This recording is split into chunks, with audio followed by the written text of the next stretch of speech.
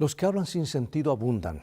Uno solo tiene que encender la radio, mirar la televisión o navegar por internet para descubrir un séquito de individuos que están muy contentos de opinar sobre el último acontecimiento del día. Resulta que analistas financieros se sienten calificados para criticar el estado del sistema educativo. Los políticos, por su parte, dicen una cosa cuando buscan elecciones, luego hacen lo contrario una vez en el cargo, aceptando todo el tiempo sobornos ofrecidos por intereses especiales. La realidad social en la que mucho del mundo se encuentra hoy es una realidad en la que las palabras y los hechos rara vez se unen para dar una imagen clara de lo que la gente realmente es. El evangelio que predicamos debe ser el evangelio que vivimos, el evangelio genuino. No hay nada tan irresistible como un cristiano completamente enamorado de Jesús y comprometido con la salvación de los seres humanos perdidos. Toma tu Biblia y en un momento más regresaré.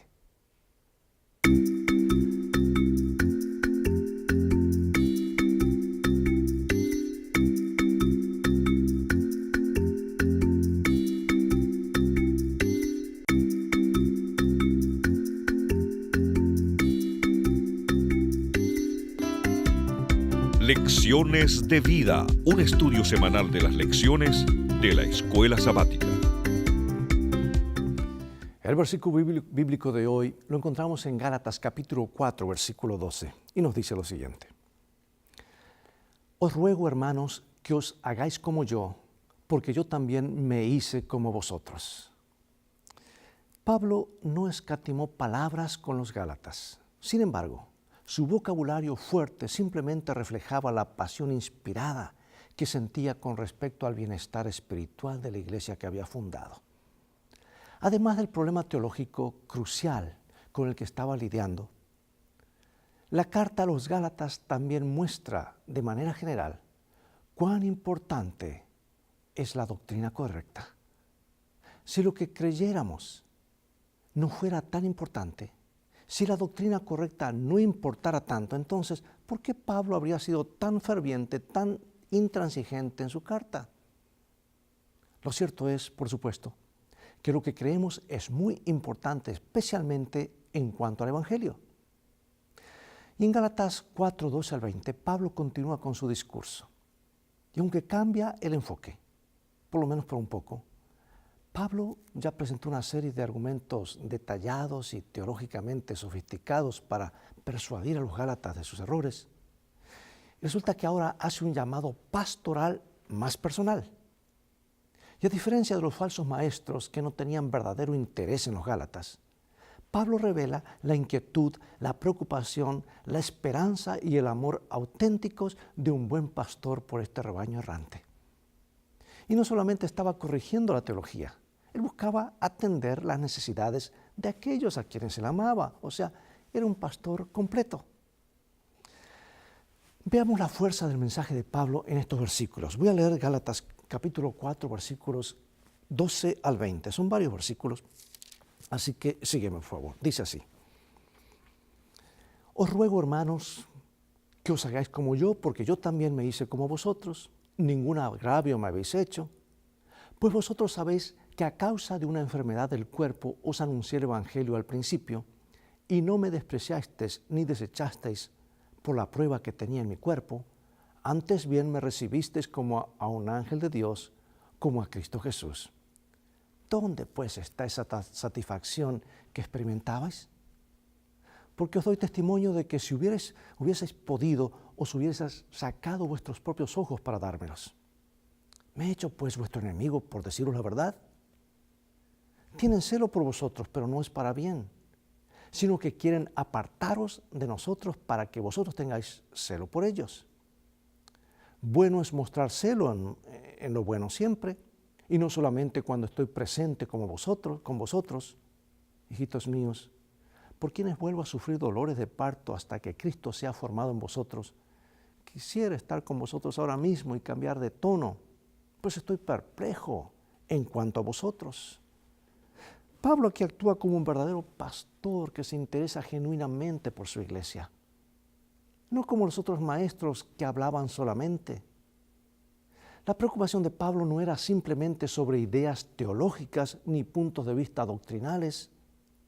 Su corazón estaba ligado a la vida de las personas que habían sido llevadas a Cristo mediante su ministerio. Y se consideraba más que un simple amigo. Era su padre espiritual y ellos eran sus hijos. Pero además de eso, Pablo compara su preocupación por los Gálatas con la ansiedad y la angustia que acompañan a una madre en trabajo de parto. Pablo había pensado que su trabajo de parto había sido suficiente para que tuvieran un buen nacimiento cuando él fundó la iglesia. Pero ahora que los Gálatas se habían apartado de la verdad, Pablo estaba experimentando esos dolores de parto otra vez para asegurarse el bienestar de ellos. Primero los describe como formados en el vientre materno. Luego se refiere a ellos como si fueran madres encintas. La palabra traducida como formado se usa en lenguaje médico para referirse al desarrollo de un embrión. Y por medio de esta metáfora, Pablo describe lo que significa ser un cristiano a nivel individual y colectivamente como iglesia. Amigo y amiga, ser un seguidor de Cristo es más que solamente la profesión de fe. Implica una transformación radical a la semejanza de Cristo. Y ahora mi primera pregunta de reflexión. ¿En qué aspectos has visto que el carácter de Cristo se ha manifestado en tu vida? ¿En qué áreas aún tienes mucho para crecer? Esa pregunta me la hago a mí mismo también. Pablo comprendía que para poder llegar a la comunidad y a los corazones con un mensaje de poder de parte del cielo, los mensajeros, en este caso los miembros, deberían ser transparentes y genuinos creyentes. El mundo de entonces, como el de ahora, están ávidos de cristianos tales que hablen más con su ejemplo que con sus labios solamente. Por eso Pablo les presenta un modelo de lo que ellos deberían llegar a ser. Humildemente se pone como ejemplo de ellos, pero no deja de apuntar a Cristo, el modelo perfecto. Y esto lo hace en sus cartas, no solo con los Gálatas, sino con otras iglesias. Leeré solamente dos textos. 1 Corintios 11:1, donde él expresa más o menos lo mismo. 1 Corintios 11:1 y dice así: Sed imitadores de mí, así como yo de Cristo. Y ahora en Filipenses 3:17 nos dice: Hermanos, sed imitadores de mí y mirad a los que así se conducen según el ejemplo que tenéis en nosotros. Varias veces el apóstol en sus cartas anima a los cristianos a imitar su comportamiento. Pregunto, ¿puede la gente decir lo mismo de nosotros? Imítenme. Resulta que en cada situación Pablo se presenta a sí mismo como un ejemplo autoritativo que los creyentes deberían seguir. En otros lugares se ofrece como un ejemplo de cómo deberían trabajar los creyentes para ganarse la vida y no ser una carga para los demás. Y en Gálatas 4:12, Pablo no les pide a los Gálatas que lo imitan a él, más bien les pide que se hagan como él es. Está hablando de ser, no de actuar. ¿Por qué? Porque el problema en Galacia no era un comportamiento poco ético o un estilo de vida impío, como la iglesia de Corinto. Corinto sí tenía problemas éticos muy serios. Resulta que la situación en Galacia estaba enraizada en la esencia misma del cristianismo, el asunto de la salvación. Tenía más que ver con el ser que el comportamiento. Y Pablo no estaba diciendo que actuaran como él, sino que fueran como él. En otras palabras, se está refiriendo a su experiencia como cristiano, un fundamento que descansa solamente sobre Cristo, una fe que confía en lo que Cristo ha hecho por él y no en sus propias obras de la ley.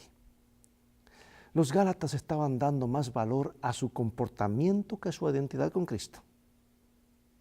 ¿Conoces a alguien, además de Jesús, que represente un buen ejemplo para ti? ¿Cuáles son las cualidades de esa persona que son un ejemplo? ¿Y cómo puedes revelar mejor esas cualidades en tu propia vida? Regresemos a este versículo que parece un poco confuso. Gálatas 4:12. Ya lo leímos, leámoslos otra vez. Aquí nos dice: os ruego, hermanos, que os hagáis como yo, porque yo también me hice como vosotros. ¿Por qué es que los Gálatas debieran volverse como Pablo si él ya se había vuelto como ellos?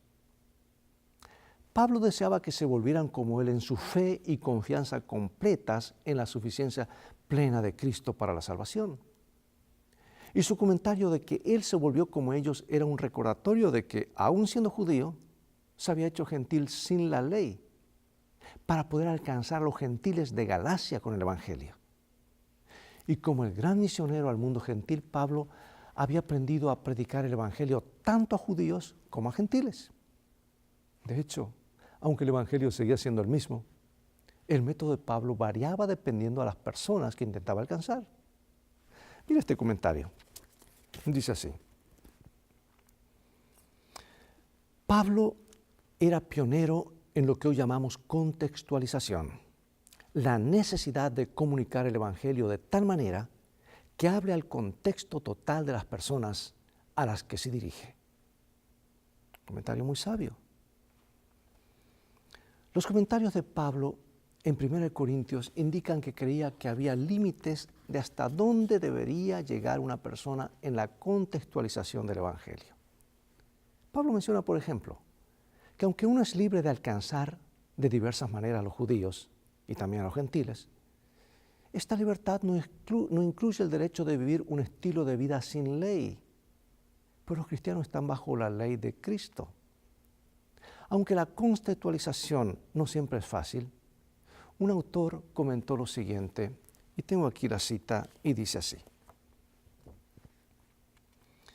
siempre y cuando podamos separar el corazón del Evangelio de su cascarón cultural, contextualizar el mensaje de Cristo sin comprometer su contenido, nosotros también deberíamos ser imitadores de Pablo.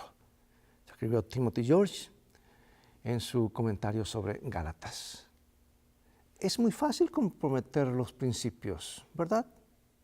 A veces cuanto más uno sea cristiano, más fácil es caer en la transigencia. ¿Por qué será? ¿Será que entramos en un acostumbramiento? Analízate con seriedad. Yo recuerdo tantas personas que han comenzado tan bien con ese primer amor, su vida cristiana, y luego se vuelven totalmente indiferentes y mezclan los principios del mundo con los principios cristianos. Por eso es tan importante tener contacto con este bendito libro todo el tiempo, porque los principios de la palabra de Dios, amigo y amiga, realinean nuestra vida y nuestras prioridades, y lo necesitamos diariamente. En otras palabras, nos colocan en el camino que agrada a Dios y que conduce a la eternidad, y a la vez conduce a otros a tomar el camino correcto. Hagamos ahora un poquito de historia. La relación de Pablo con los creyentes de Galacia no siempre había sido tan difícil ni fría como se había vuelto ahora. De hecho, al reflexionar sobre el momento en que predicó el Evangelio por primera vez en Galacia, Pablo habla en términos deslumbrantes por lo bien que lo habían tratado. ¿Qué sucedió? ¿Qué acontecimiento parece haber llevado a Pablo a decidir predicar el Evangelio en Galacia? Repasemos. Gálatas 4:13 nos dice lo siguiente: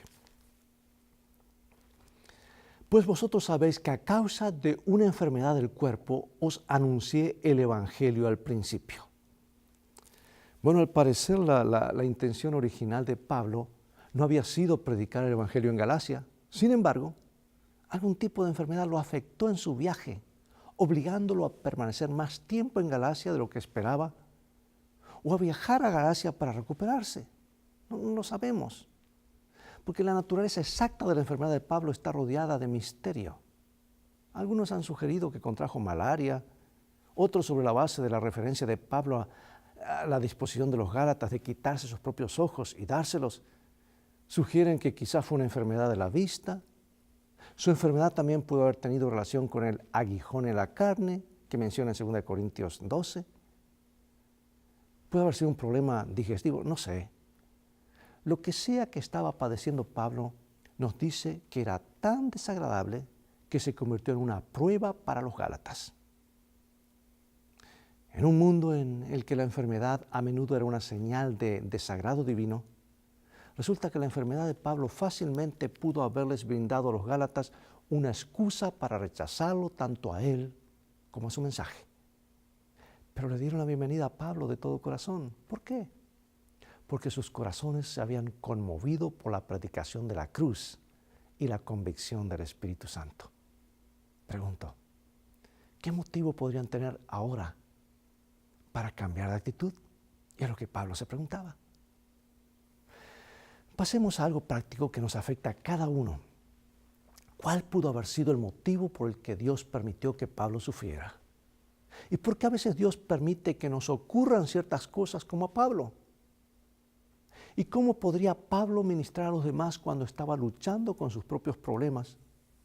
Y también la lección que sacamos es cómo nosotros podemos ministrar mejor a otros que están pasando por los mismos problemas. Y aquí hay una hermosa promesa de la providencia divina. Recuérdalo, grábalo en los pasillos de tu memoria. Romanos 8:28. Y sabemos que a los que aman a Dios, todas las cosas les ayudan a bien, esto es, a los que conforme a su propósito son llamados. Pero hay más. Segundo libro de Corintios, capítulo 4, versículos 7 al 12, y nos dice así. Pero tenemos este tesoro en vasos de barro, para la excelencia del poder sea de Dios, y no de nosotros, que estamos atribulados en todo, mas no angustiados, en apuros, mas no desesperados, perseguidos, mas no desamparados, derribados, pero no destruidos, llevando en el cuerpo siempre por todas partes la muerte de Jesús, para que también la vida de Jesús se manifieste en nuestros cuerpos. Porque nosotros que vivimos siempre estamos entregados a muerte por causa de Jesús, para que también la vida de Jesús se manifieste en nuestra carne mortal. De manera que la muerte actúa en nosotros y en vosotros la vida. Pero también hay en 2 Corintios capítulo 12, versículos 7 al 10. Mira esto, porque el Señor permite que nos ocurran algunas cosas. Y para que la grandeza de las revelaciones no me exaltase desmedidamente, me fue dado un aguijón en mi carne, un mensajero de Satanás que me abofeté, para que no me enaltezcas sobremanera, respecto a lo cual 3 veces he rogado al Señor que lo quite de mí. Y me ha dicho, bástate mi gracia, porque mi poder se perfecciona en la debilidad. Por tanto, de buena gana, me gloriaré más bien en mis debilidades, para que repose sobre mí el poder de Cristo. Por lo cual, por amor a Cristo, me gozo en las debilidades, en afrentas, en necesidades, en persecuciones, en angustias, porque cuando soy débil, entonces soy fuerte. Yo no sé qué pasa contigo, pero en mi experiencia personal, cuando me ocurrían cosas que no entendía, me atribulaba y clamaba, ¿por qué, Señor? Incluso escuchaba a otros decir, ¿por qué a mí me ocurre esto?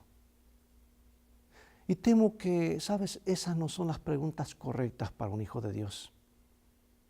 A medida que han pasado los años y mi fe en Dios y en su amoroso plan para sus hijos ha ido creciendo, ya no me pregunto más ¿por qué?, sino ¿para qué? Esa sí es la pregunta correcta. Porque a los que a Dios aman, todas las cosas ayudan o obran para bien. Dios es capaz aún de tornar las maldiciones en bendiciones. Sea lo que fuere, la enfermedad de Pablo evidentemente era grave y pudo haberse provisto fácilmente de una excusa, ya sea para culpar a Dios de sus problemas o simplemente abandonar la predicación del Evangelio. Pero Pablo no lo hizo. En vez de permitir que la situación lo superara, Pablo la usó como una oportunidad para depender más plenamente de la gracia de Dios.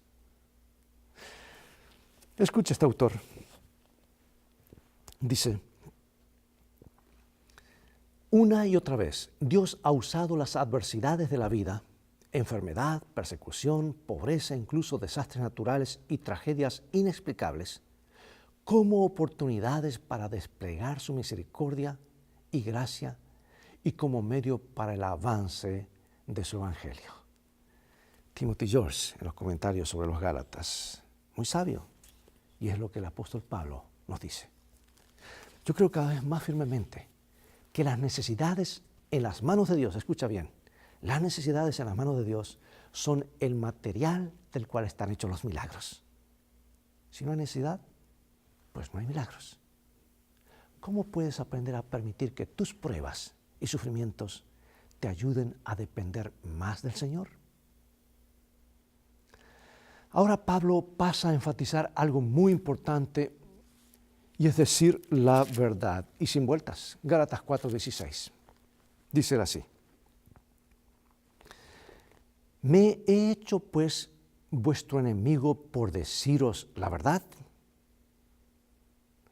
¿Qué argumento poderoso presenta Pablo aquí?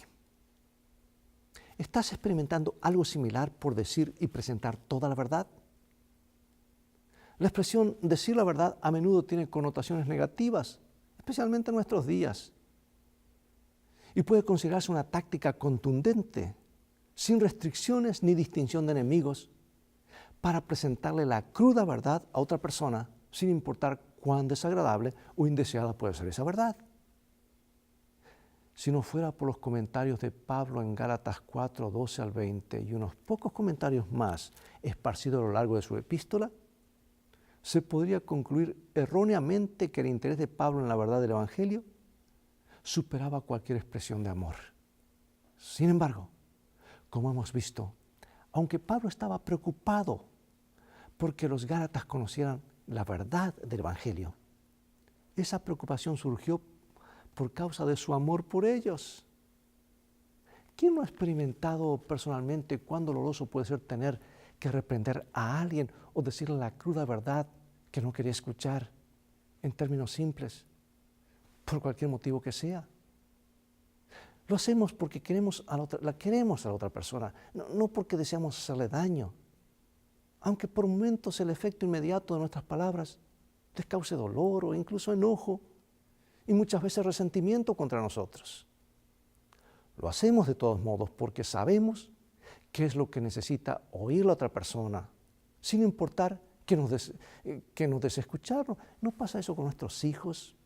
Ellos no entienden, pero le decimos claramente cómo son las cosas para que puedan hacer lo correcto.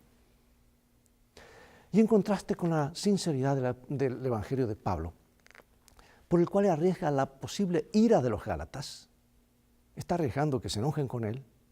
Resulta que sus oponentes estaban intentando activamente de ganarse el favor de los gálatas, no por amor a ellos, sino por sus propias motivaciones egoístas. Piensa en algún incidente en el que tus palabras, aunque veraces y necesarias, hicieron que alguien se enojara contigo.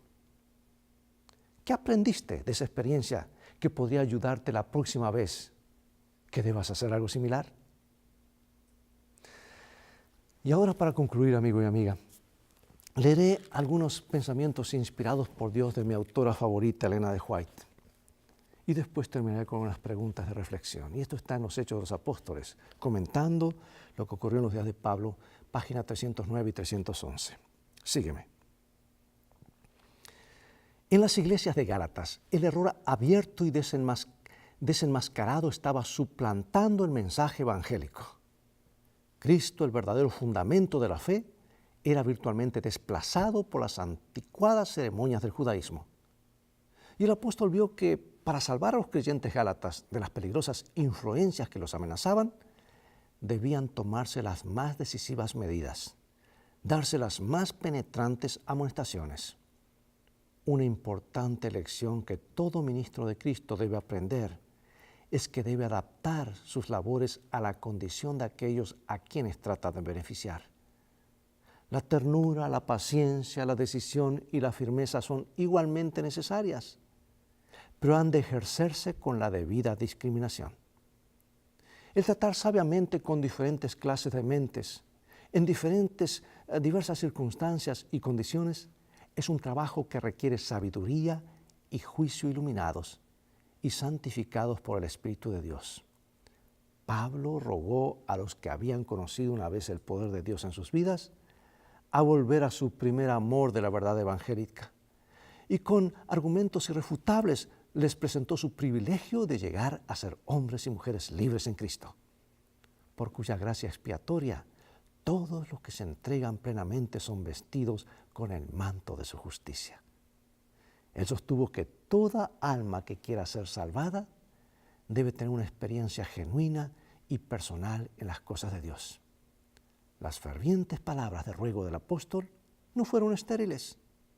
El Espíritu Santo obró con gran poder y muchos cuyos pies habían sido descarriados por caminos extraños volvieron a su primera fe en el Evangelio y desde entonces se mantuvieron firmes en la libertad con que Cristo los había hecho libres. Qué hermoso comentario. Reflexiona un poco sobre la cuestión del sufrimiento y cómo Dios puede usarlo. ¿Cómo lidiamos con situaciones en las que nada bueno parece haber surgido del sufrimiento? ¿De qué manera podemos evitar desanimarnos si no está sucediendo lo que rápidamente esperamos que pase o que debería ocurrir? ¿Confías lo suficientemente en Dios? ¿Crees que eres capaz de manejar las cosas a su tiempo? Por eso dice la Biblia que todo lo que no es de fe es pecado. Y tú y yo tenemos que aprender a confiar implícitamente en Dios. Escucha, si somos sus hijos, ¿por qué temer al futuro si el futuro está en sus manos? Y Él ha provisto un futuro glorioso para aquellos que le aman. El diablo quiere que pongas la vista en el aquí y el ahora, para que no mires más allá, porque entonces te hará perder el rumbo. Mira más allá. Hay un Jesús que va adelante, fue por el camino angosto y pronto vendrá. Vendrá para darnos la libertad completa de la presencia del pecado. Acompáñame en oración. Gracias, Padre, por darnos tu palabra, por presentarnos un mensaje tan claro que nos realinea. Permite que cada día hagamos de tu palabra nuestra guía para que su luz alumbre nuestro camino, el camino que conduce a la eternidad. Ese es el destino de cada uno y lo que tú te propones en el nombre de Jesús. Amén. Amigos, llegó el momento de despedirnos. Hay mucho más que seguiremos comentando durante esta serie de lecciones de vida acerca de la preocupación de Pablo por su iglesia en Galacia. Y gracias a Dios por este mensaje del libro de Gálatas que nos habla de la salvación que hay en Cristo Jesús. Es todo el tiempo que tenemos por hoy y ha llegado el momento de despedirnos y será hasta un próximo programa de Lecciones de Vida. Invita a otros para que lo sintonicen. Así que Dios nos ayude y recuerda, tú vales mucho para Jesús. Él te ama más de lo que puedes imaginar.